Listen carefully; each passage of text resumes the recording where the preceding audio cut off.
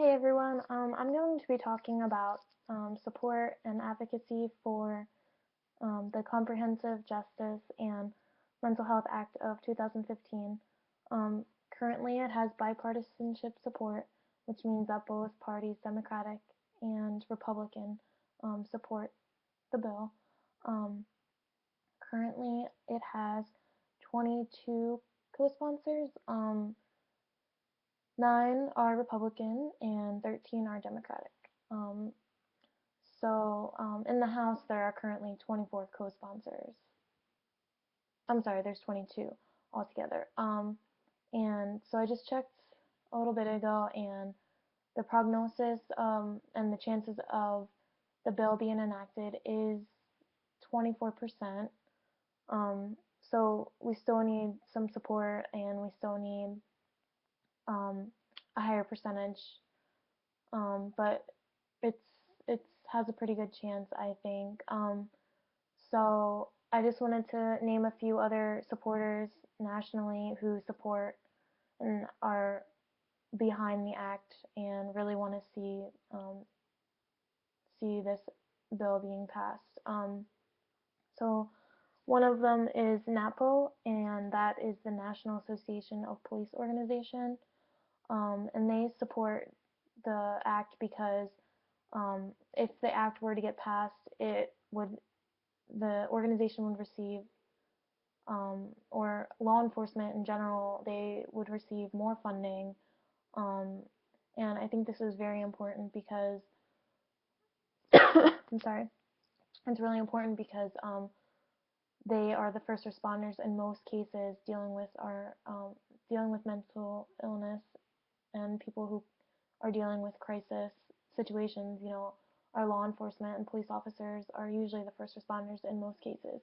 And if they're not properly trained and if they're not properly educated on how to, handle situations with people with mental illness, it can cause more issues and cause more problems. And I mean, we've seen it today in the news, and it's just we need to be able to handle these situations before they turn into more and more situations that are not, you know, I mean, just to better these situations that are happening with law enforcement and people with mental illness, and we can prevent this from happening. So NAPO continues to support for the act.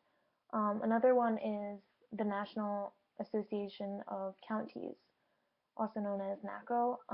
They support the act because um, they want to see their court system and the criminal justice system um, build more and make more room for specialty courts, meaning mental health courts or substance abuse courts. This way, it can prevent more more people from becoming, incarcerated for small offenses. Um, and then also another supporter is the ACLU. They're a nationwide nonpartisan organization with more than 500,000 members, and they just want to support the act because they want to stop the mistreatment of people with mental illness. Um, and then along those lines, also NAMI. I'm sure most of you have heard of NAMI. It's the National Alliance of Mental Illness, and they advocate for the act because, I mean, I wanted to note that each state actually has their own part of NAMI. Each state has like a little group.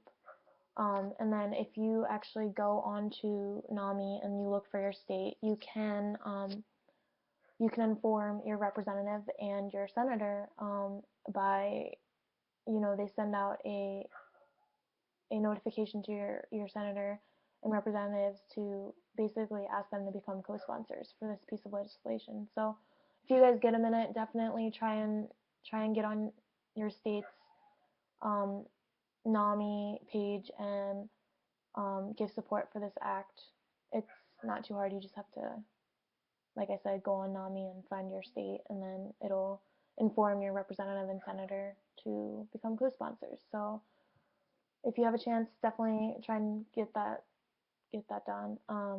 But as far as opposition for the Comprehensive and Mental Health Act, I didn't find any specific agency or organization that really, opposed the act.